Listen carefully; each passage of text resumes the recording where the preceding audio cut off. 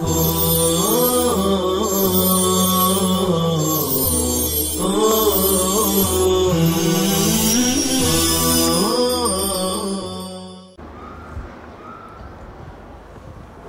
اللہ الرحمن الرحیم۔ السلام علیکم ورحمۃ اللہ وبرکاتہ۔ عزیز طلبہ کرام، جیسے ہم نے شروع میں کہا تھا کہ ہاں یہ حوامیم چل رہے ہیں، ایک حامیم پہلے گزر چکا اور اب یہ صورت حامیم سجدہ چل رہی ہے۔ فصلہ کے معنی آتے ہیں واضح کرنا، صاف صاف بتانا، اور قرآن عربین کی کتاب کے احوال ہیں۔ اکنہ کنان کی جمع غلاف اور پردے کہتے ہیں۔ یہ 7 احوال میں سے دوسری صورت ہے، اس کا نام حامیم سجدہ ہے، یعنی ایک صورت سجدہ 21 پارے میں ہے، اسے جدا کرنے کے لیے اس کو شروع میں حامیم لگاتے ہیں۔ اور دوسرا نام اس کا سورہ فصلت بھی ہے۔ یہ صورت مکی ہے اور اس کا نزول کا اس کا نمبر 61 ہے، یعنی سورۃ المؤمنین کے بعد متصل نازل ہوئی اور متصل ہی رکھی گئی ہے، اس لیے کہ دونوں کا موضوع ایک ہی ہے، توحید، رسالت اور آخرت۔ سورت کے شروع میں قرآن کی اہمیت اور اوصاف کا بیان ہے، پھر وہی مضمون آخر تک چل رہا ہے۔ قرآن کریم کی آیات دیکھ لیجئے۔ حامیم، بسم اللہ الرحمن الرحیم۔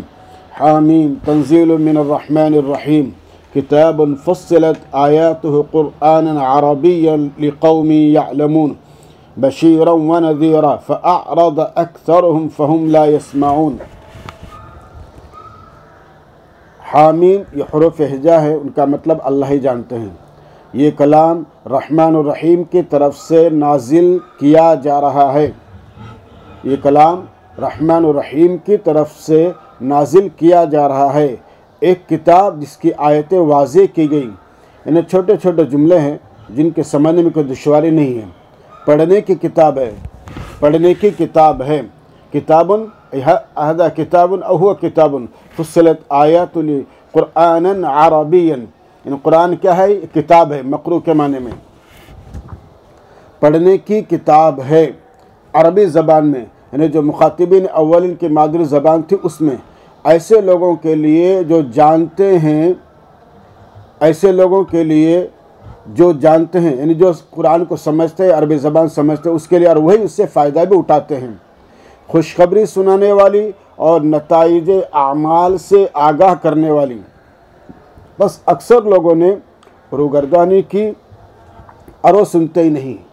اکثر لوگوں نے روگردانی کی اور وہ سنتے ہی نہیں، اور انہوں نے کہا ہمارے دل غلاف میں ہیں اس بات سے جس کی طرف تو ہمیں بلاتا ہے، اور ہمارے کانوں میں بوجھ ہے، اور ہمارے اور تیرے درمیان پردہ ہے، پس تو اپنا کام کر، بے شک ہم اپنا کام کیے جا رہے ہیں۔ ان الذین لا یؤتون الزکاۃ قل انما وفی آذاننا وقر کے معنی ڈانٹ، آواز سخت، ومن بیننا وبینک حجاب فاعمل اننا عاملون، یعنی تم اپنے گھر پر کام کرو، دعوت کا فلا فلا تمہارا، ہم اپنا کام کریں، انکار کا۔ قل انما انا بشر مثلکم یوحى الی انما الہکم الہ واحد فاستقیموا الیہ واستغفروا ویل للمشرکین۔ اللہ تعالیٰ فرماتے ہیں اے محمد صلی اللہ علیہ وسلم، آپ ان سے کہہ دیں میں تم ہی جیسا ایک انسان ہوں، میں تم ہی جیسا ایک انسان ہوں، یعنی خدائی اختیارات کا مالک نہیں، ہاں میرے طرف اللہ تعالیٰ وحی فرماتے ہیں،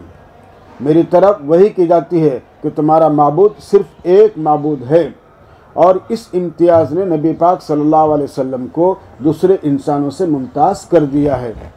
اور پھر فرماتے ہیں اللہ تعالیٰ بس اس کی طرف سیدھ باندھ لو، یعنی تمام معاملات میں اللہ ہی کی طرف رجوع کرو، اس کے سوا کسی کی بندگی نہیں، اور یعنی تمام معاملات میں اللہ تعالیٰ کی طرف رجوع کرو اور اسی سے معافی مانگو، واستغفروا، اسی سے معافی مانگو۔ یعنی اب تک جو تم ٹیڑے چلتے رہے اور انکار کرتے رہے، اب تقاضا ہے اور وقت ہے کہ تم معافی مانگو اور اپنی پچھلی خطاؤں سے توبہ کرو، اور اپنی روش سے باز نہیں آؤ گے تو سن لو، اور بڑی خرابی ہے ان شریک ٹھہرانے والوں کے لیے جو خیرات نہیں دیتے اور وہ آخرت کو بھی نہیں مانتے۔ ظاہر بات ان کے لیے دنیا میں بھی تباہی اور آخرت میں بھی تباہی اللہ کی طرف سے۔ اور پھر اس کے بعد اللہ تعالیٰ فرما رہے ہیں الذین یؤتون الزکاۃ وہم بالآخرۃ هم کافرون ان الذین آمنوا، بے شک جو ایمان لائے اور نیک کام کیے، لہم اجر غیر ممنون، ان کے لیے نہ ختم ہونے والا اجر ہے۔ حضرت حکیم بن حزام رضی اللہ تعالیٰ عنہ وہ اسلام کے کٹر مخالف تھے، مگر ایک وقت ایسا آیا کہ اللہ تعالیٰ نے ان کو توفیق عطا فرمائی اور انہوں نے اسلام قبول کر لیا۔ انہوں نے نبی پاک صلی اللہ علیہ وسلم سے پوچھا کہ میں نے اسلام سے پہلے خاندان کے لوگوں کے ساتھ جو حسن سلوک کیا ہے، جو غلام آزاد کیے، خیرات کی، ان کا کوئی ثواب بھی مجھے ملے گا؟ یہ سوال کیا۔ اللہ کے نبی صلی اللہ علیہ وسلم نے فرمایا اسلمت علی ما سلف لک من خیر، اسلمت علی ما سلف لک من خیر، تم نے پہلے جو اچھے کام کیے ہیں انہی کی برکت سے تمہیں دولت اسلام ملی ہے۔ معلوم ہوا کہ آخرت کے صحیح اعتقاد کے ساتھ جو خیراتیں کی جائیں گی وہ ایمان کا سبب بنتی ہے۔ اور اللہ فرما رہے ہیں بے شک جو لوگ ایمان لائے اور انہوں نے نیک کام کیے ان کے لیے نہ موقوف ہونے والا ثواب ہے، اجر غیر ممنون، غیر ممنون معنی غیر مقطوع، اور ان کو نہ موقوف ہونے والا ہے نہ ختم ہونے والا اجر ہے۔ تو ظاہر بات ہے کہ نجات کے لیے ایمان ضروری ہے اور ایمان کی پختگی کے لیے اعمال ضروری ہیں، اس لیے انسان کو اپنے ایمان کی بھی حفاظت کرنی چاہیے اور اپنے اعمال کو بھی سنوارنا چاہیے، اس کے اندر اخلاص پیدا کرنا چاہیے۔ قرآن کریم کی آیت ہے قُلْ أَإِنَّكُمْ لَتَكْفُرُونَ بِالَّذِي خَلَقَ الْأَرْضَ فِي يَوْمَيْنِ وَتَجْعَلُونَ لَهُ أَنْدَادًا ذَلِكَ رَبُّ الْعَالَمِينَ وَجَعَلَ فِيهَا رَوَاسِيَ مِنْ فَوْقِهَا وَبَارَكَ فِيهَا وَقَدَّرَ فِيهَا أَقْوَاتَهَا فِي 4 أَيَّامٍ سَوَاءً لِلسَّائِلِينَ ثم استوى إلى السماء وهي دخان فقال لها وللأرض ائتيا طوعا أو كرها قالتا أتينا طائعين۔ قرآن کریم کی آیت کی طرف اس میں اللہ تعالیٰ فرما رہے ہیں کائنات کو انہیں آسمان و زمین کو ان کے مشتملات کے ساتھ اللہ تعالیٰ نے پیدا کیا، ایک ذرہ بھی کسی اور نے پیدا نہیں کیا، ہر چیز اللہ نے بنائی، اور اس بات کے مشرکین بھی تسلیم کرتے ہیں، پھر بھی اللہ کے علاوہ معبودوں کو شریک کرتے ہیں، ان کی پوجا کرتے ہیں۔ اللہ فرماتے ہیں اے محمد صلی اللہ علیہ وسلم آپ کہیے ان سے کہو کہ کیا واقعی تم اس ہستی کا انکار کرتے ہو؟ اَإِنَّكُمْ لَتَكْفُرُونَ بِالَّذِي خَلَقَ الْأَرْضَ، کیا واقعی تم اس ہستی کا انکار کرتے ہو جس نے زمین کو 2 دن میں پیدا کیا، یعنی اس کی ہیئت قضائی موجودہ حالت، اور تم اس کے لیے ہمسر ٹھہراتے ہو۔ یعنی کس قدر تعجب کا مقام ہے کہ زمین کے خالق کا انکار کرتے ہیں اور دوسری چیزوں کو اس کے برابر سمجھتے ہیں اور اس کی پوجا کرتے ہیں۔ یہی سارے جہانوں کے پالنہار ہیں، اللہ ہی پوری کائنات کے پالنہار ہے۔ اب تم اس کو چھوڑ کر کدھر کو جا رہے ہو؟ اور اس نے زمین کے اوپر پہاڑ بنائے تاکہ زمین ڈالا ڈول نہ ہو جائے، اور اس میں فوائد رکھے، یعنی قسم قسم کے کھانے، درخت، میوے، پھل، غلے وغیرہ وغیرہ، اور اس میں غذائیں تجویز کی، گوشت خور مخلوقات کے لیے حیوانات پیدا کیے، گھاس کھانے والے مخلوقات کے لیے چرائیں وغیرہ۔ 4 دن میں، یعنی اللہ تعالیٰ نے اس میں غذائیں تجویز کی 4 دن میں، اور یہ 4 دن مسلسل نہیں، 2 دن مقدم ہے اور 2 دن مؤخر، اور دونوں کے درمیان میں اللہ نے آسمان بنائے ٹھیک پوچھنے والوں کے لیے۔ کس کے لیے؟ وَجَعَلَ فِيهَا رَوَاسِيَ مِنْ فَوْقِ وَبَارَكَ فِيهَا وَقَدَّرَ فِيهَا أَقْوَاتَهَا، اور فی 4 ایام سواء للسائلین، ٹھیک ہے پوچھنے والوں کے لیے۔ اور پوچھنے والوں سے مراد مدینہ کے یہود آئے تھے، انہوں نے اللہ کے نبی صلی اللہ علیہ وسلم سے بات پوچھی تھی۔ پھر آسمان کا قصد کیا، یعنی ثم یہ ترتیب ذکری کے لیے ہے، تراخی زمان کے لیے نہیں، کیونکہ آسمانوں کی تخلیق درمیان میں ہوئی ہے اور وہ دھواں ہے، ممکن ہے یہ آسمان کے مادے کی طرف اشارہ ہو، پر جب آسمان و زمین بن کر تیار ہو گئے تو اس سے اور زمین سے، یعنی آسمان سے اور زمین سے کہا دونوں خوشی سے آؤ یا ناخوشی سے، خوشی سے آؤ یا ناخوشی سے، یعنی تمہیں جس مقصد کے لیے پیدا کیا گیا ہے اس کی تمہیں خواہی نہ خواہی تکمیل کرنی ہی ہے۔ دونوں نے عرض کیا ہم خوشی سے آئیں، یعنی ہم برضا و رغبت مقصد تخلیق کی تکمیل کریں گے، اور اسی طرح ہر مخلوق خوشی خوشی مقصد تخلیق کی تکمیل کرتی ہے۔ بس ان کو 7 آسمان بنایا 2 دن میں، یعنی 2 دن درمیان کے، جیسا بھی ہم نے آپ سے کہا، اور آسمان میں اس کا معاملہ وحی کیا۔ دیکھیے فطرت میں کوئی بات رکھ دینے کے لیے بھی لفظ وحی آتا ہے۔ کیا فرمایا اللہ تعالیٰ نے؟ اور آسمان میں اس کا معاملہ رکھ دیا۔ فَقَضَاهُنَّ 7 سماوات فی یومین وَأَوْحَى فی کل سماء، یہ لفظ اوحا جو استعمال ہوا ہے یہ معاملہ رکھنے کے لیے استعمال ہوا ہے۔ وَأَوْحَى فی کل سماء أَمْرَهَا، اور ہر آسمان میں ہم نے اس کا معاملہ وحی کیا، انہیں معاملہ رکھا، اور ہم نے نزدیک والے آسمان کو ستاروں سے مزین کیا۔ انہیں دیکھنے میں بھلے لگتے ہیں، گویا کہ سب ستارے اسی آسمان میں جڑے ہوئے ہیں۔ رات کو ان کو دیکھو تو آسمان جگمگاتا ہے، طبیعت انسان کی بھا جاتی ہے۔ اور محفوظ کیا، یعنی شیاطین آسمان تک نہیں پہنچ سکتے، شیاطین سے محفوظ کیا۔ یہ زبردست واقف کار کا اندازہ ٹھہرانا ہے، یہ زبردست، ذالک تقدیر العزیز العلیم، یہ زبردست واقف کار کا اندازہ ٹھہرانا ہے، یعنی ایسا محکم نظام ہے کہ زمانہ بیت گیا لیکن لمحے بھر کے لیے بھی، پل بھر کے لیے بھی اس میں کوئی فرق نہیں ہے۔ اور اس کے بعد پھر قرآن کریم کی آگے آیت آ رہی ہے۔ اصل میں تخلیق ارض و سما کے اوقات دن اور رات میں ترتیب ثابت نہیں۔ جن روایات میں یہ بات آئی ہے کہ اتوار کو یہ اور پیر کو یہ الی آخری چیزیں پیدا کی، جیسے مسلم شریف کی روایت ہے، یہ بات ہے، اس روایت کو معلول قرار دیا گیا ہے۔ صحیح بات یہ ہے کہ اس روایت کو حضرت ابو ہریرہ نے کعب احبار سے نقل کیا ہے، اور رسول اللہ صلی اللہ علیہ وسلم کا ارشاد نہیں، جیسے کہ ابن کثیر اور معارف القرآن دیگوں نے۔ اور تخلیق آدم کا واقعہ تخلیق ارض و سما سے بہت بعد کا ہے، جبکہ زمین کی تمام ضروریات مکمل ہو چکی تھی۔ قرآن کریم کے آگے آیت اللہ تعالیٰ فرما رہے ہیں، فَإِنْ أَعْرَضُوا فَقُلْ أَنذَرْتُكُمْ صَاعِقَةً مِثْلَ صَاعِقَةِ عَادٍ وَثَمُودَ إِذْ جَاءَتْهُمُ الرُّسُلُ مِنْ بَيْنِ أَيْدِيهِمْ وَمِنْ خَلْفِهِمْ أَلَّا تَعْبُدُوا إِلَّا اللَّهَ قَالُوا لَوْ شَاءَ رَبُّنَا لَأَنزَلَ مَلَائِكَةً فَإِنَّا بِمَا أُرْسِلْتُمْ بِهِ كَافِرُونَ۔ اللہ تعالیٰ فرما رہے ہیں کہ بس اگر وہ مکہ کے مشرکین اعراض کریں تو آپ کہہ دیجئے میں تم کو ایک ایسی آفت سے ڈراتا ہوں، میں تم کو ایسی ایک آفت سے انذرتکم صاعقۃ، میں تم کو ایک ایسی آفت سے ڈراتا ہوں جیسے عاد و سمود پر آئی تھی، جبکہ ان کے پاس رسول ان کے آگے سے اور ان کے پیچھے سے پہنچے، یعنی ہر جانب سے، اور انہوں نے کہا اللہ کے سوا کسی کو مت پوجو، کیونکہ اللہ کے سوا کوئی معبود ہی نہیں ہے، یعنی یہ رسولوں کی اور پیغمبروں کی تعلیم رہی۔ انہوں نے جواب دیا کہ اگر ہمارے پروردگار کو منظور ہوتا تو وہ فرشتوں کو بھیجتے، یعنی بشر رسول نہیں ہو سکتا،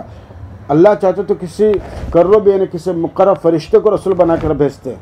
اللہ تعالیٰ فرما رہے ہیں بس ہم اس بات کو نہیں مانتے جس کے ساتھ تم بھیجے گئے ہو،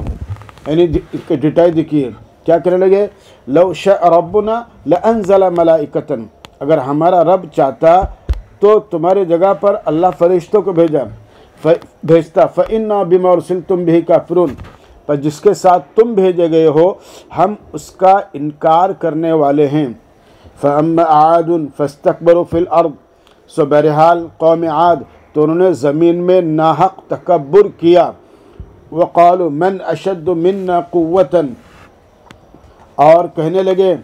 من اشد منا قوة، ہم سے بڑھ کر کون طاقت میں ہے، ہم سے بڑھ کر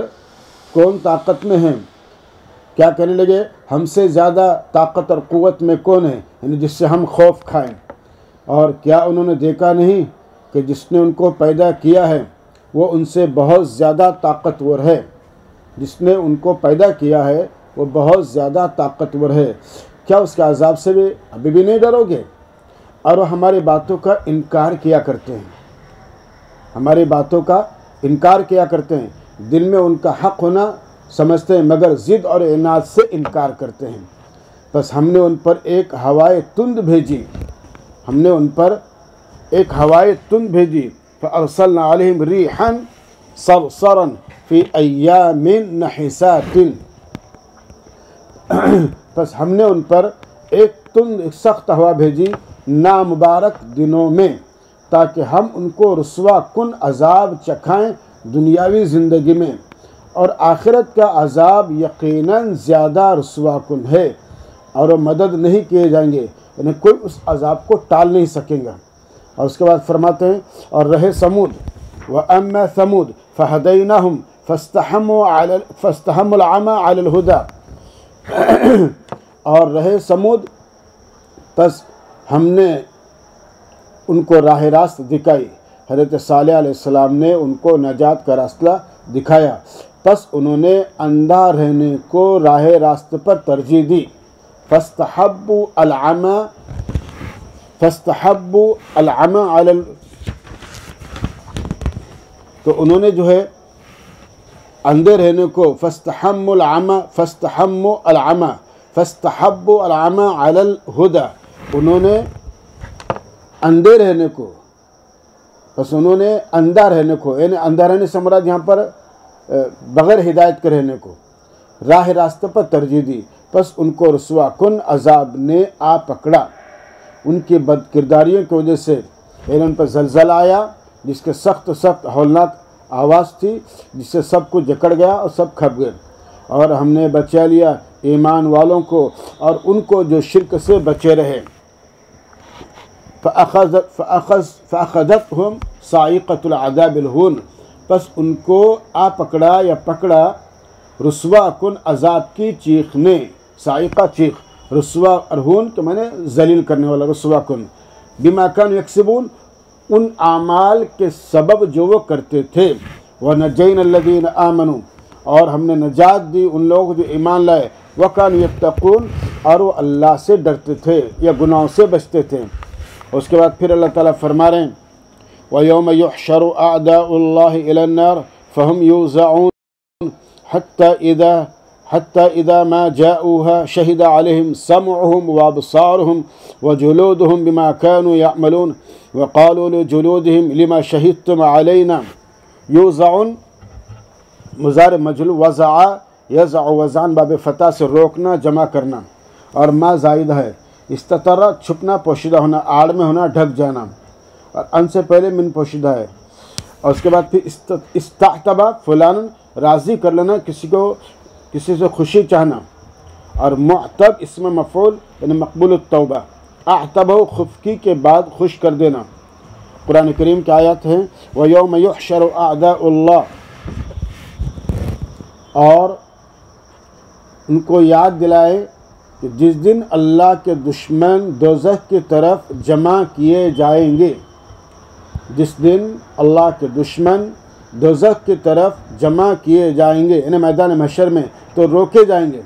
یعنی ان کو دوزخ کی طرف لے جایا جا رہا ہے مگر اس کے قریب محشر میں روکا جائے گا، اور پھر یہاں تک کہ جب وہ دوزخ پر آئیں گے، یعنی جب دوزخ ان کو نظر آنے لگیں گی تو کفر، شرک اور برائیوں سے مکر جائیں گے، جیسے موت کے وقت فرشتوں کے سامنے مکر جاتے ہیں، ان کے خلاف گواہی دیں گے ان کے کان، ان کی آنکھیں اور ان کی کھالیں، ان کے خلاف گواہی دیں گے ان کے کان، ان کی آنکھیں اور ان کی کھالیں، ان اعمال کی وجہ سے جو وہ کیا کرتے تھے۔ وقالوا لجلودهم حتى اذا ما جاءوها شهد عليهم سمعهم، ان کے کان، وابصارهم، ان کے نگاہیں، وجلودهم، ان کی کھالیں، بما كانوا يعملون، ان کاموں کے بارے میں جو وہ دنیا میں کرتے تھے، اور اب وہ کہیں گے وقالوا لجلودهم لما شهدتم علينا، وہ کہیں گے اپنی کھالوں سے کہیں گے تم نے ہمارے خلاف گواہی کیوں دی، یعنی کم وقتوں ہم نے تمہارے لیے سب کچھ کیا اور آج تم ہمارے خلاف ہو گئے ہو۔ اللہ حفاظت فرمائے۔ وہ جواب دیں گے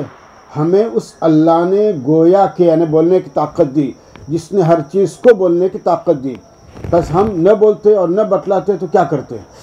اور کیا ہم تمہاری طرح یہاں بھی جھوٹ بولیں؟